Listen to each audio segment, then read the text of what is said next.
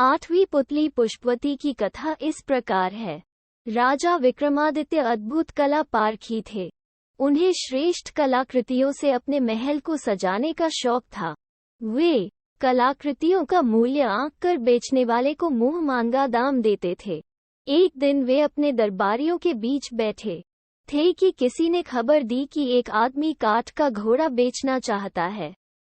राजा ने देखना चाहा कि उस काठ के घोड़े की विशेषता क्या है। नौकर के साथ वो आदमी दरबार में आया। अपने साथ वो ऐसा काठ का घोड़े लाया जिसकी कारीगरी देखते बनती थी एकदम जीवित मालूम पड़ता था। बहुत गौर से देखने पर ही पता चलता था कि लकड़ी का है। विक्रम ने उस आदमी से घोड़े की विशेषताओं के बारे में पूछा। उस आदमी ने जवाब दिया कि वो घोड़ा अति तीव्र गति से जल, थल और आकाश तीनों में विचरण कर सकता है। उसके दाम के बारे में पूछने पर उसने बताया कि यह उसकी जीवन भर की मेहनत का फल है, इसलिए वो 1,00,000 स्वर्ण मुद्राओं से कम में उसे नहीं बेचेगा। राजा को उसकी बात जच गई और 1,00,000 स्वर्ण मुद्राएं देकर उन्होंने वो घोड़ा खरीद लिया। फिर वो आदमी खुले मैदान में आकर घोड़े को उठाकर दिखाने लगा तथा उसके कल पुर्जों के बारे में सब कुछ बताने लगा। उसके संचालन की सारी विधि समझकर विक्रम ने घोड़ा अपने अश्वागार में रखवा दिया।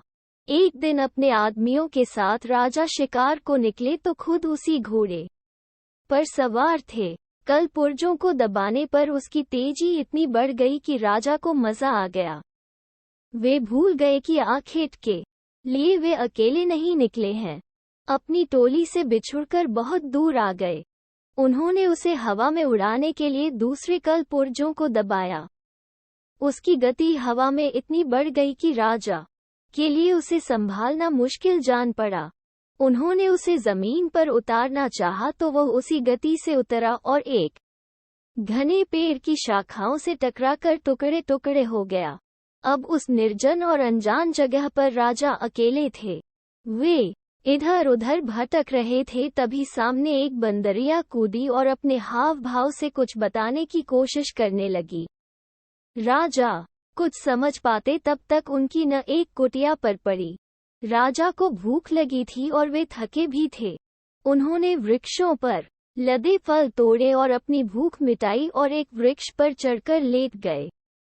वे विश्राम कर ही रहे थे कि एक सन्यासी आया और बंदरिया को इशारा करके अपने साथ कुटिया में रखे 2 घड़ों के बीच में बंदरिया को बैठने को कहा। उसके बाद उसने एक घड़े से चुल्लू भर पानी लेकर बंदरिया के ऊपर छींटे मारे। बंदरिया एक अत्यंत रूपवती राजकुमारी बन गई। उसने सन्यासी के लिए भोजन पकाया तथा जब सन्यासी खा चुका तब सन्यासी के हाथ पैर दबाए और सन्यासी आराम से सो गया। जब सुबह हुई तो सन्यासी ने दूसरे घड़े से चुल्लू भर पानी लेकर राजकुमारी पर छींटे मारे। राजकुमारी फिर से बंदरिया बन गई। उसे लेकर सन्यासी कुटिया से बाहर आया और उसे वन में स्वतंत्र विचरने को छोड़कर वहीं चला गया। उसके जाने के बाद बंदरिया को लेकर विक्रम कुटिया में आए और घड़े से पानी लेकर बंदरिया पर छींटे डाल दिए। बंदरिया फिर से अनिंद्य सुंदरी बन गई। राजकुमारी बनते ही उसने राजा को बताया कि वह कामदेव तथा एक अप्सरा की संतान हूँ। एक बार मैंने शिकार खेलते हुए एक वाण मृग की ओर निशाना लगाकर छोड़ा। वो वाण मृग को नहीं लगकर एक साधु की बाह को बे गया। दर्द से कराहते हुए उस साधु ने मुझे श्राप दिया कि बंदरिया बनकर मुझे साधु की सेवा करनी पड़ेगी। जब मैं रोई गिड़गिड़ाई कि यह सब अनजाने में हुआ तो उसने पसीजकर श्राप से मुक्ति का रास्ता बताया। उसने कहा कि राजा विक्रमादित्य आकर तुम्हें श्राप से मुक्ति दिलाएंगे तथा तुम्हारा पत्नी के रूप में वरण करेंगे अगर वो साधु तुम्हें कोई चीज उपहार स्वरूप देगा। मैं आपको देखते ही पहचान गई थी। अब साधु के लौटने पर मैं उससे उपहार मांगूंगी और आप मेरा पत्नी के रूप में वरण करेंगे। विक्रम ने फिर पानी के छींटे डालकर उसे बंदरिया बना दिया। साधु आया और उसने बंदरिया से उसे राजकुमारी में बदल डाला। राजकुमारी ने उससे कोई उपहार देने को कहा। उसने हवा में हाथ लहराया तो उसके हाथ में खिला हुआ कमल आ गया। उसने कहा, ये कमल हर दिन तुम्हें एक रत्न देगा। साधु ने ये भी कहा कि उसे पता है राजा विक्रमादित्य उसकी जिंदगी में आ पहुंचे हैं, इसलिए वो राजकुमारी को बाकी की जिंदगी सुखपूर्वक व्यतीत करने का आशीर्वाद देता है। साधु ने उसके बाद राजकुमारी को अपनी कुटिया से सहर्ष विदा किया। राजकुमारी अब पूरी तरह शाप मुक्त हो गई थी। विक्रम ने तब दोनों बेतालों का स्मरण किया जो उन दोनों को नगर की सीमा पर पहुंचाकर गायब हो गया। नगर में जब उन्होंने प्रवेश किया तो एक बच्चा कमल के पुष्प को प्राप्त करने को मचल उठा।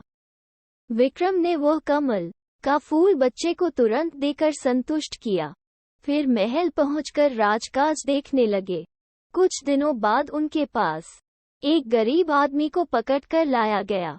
उसे बहुमूल्य रत्न बेचने के आरोप में बंदी बनाया गया था। राजा के पूछने पर उसने बताया कि उसके बच्चे को किसी ने एक खिला कमल दिया था। उसी कमल से ये रत्न उसे प्राप्त हुए हैं। विक्रम ने सिपाहियों को बिना कारण किसी की ईमानदारी पर शक करने के लिए डांटा तथा वे सारे रत्न अच्छे मूल्य पर स्वयं खरीद लिए। वो आदमी राजा को दुआएं देता हुआ संतुष्ट होकर दरबार से विदा हुआ।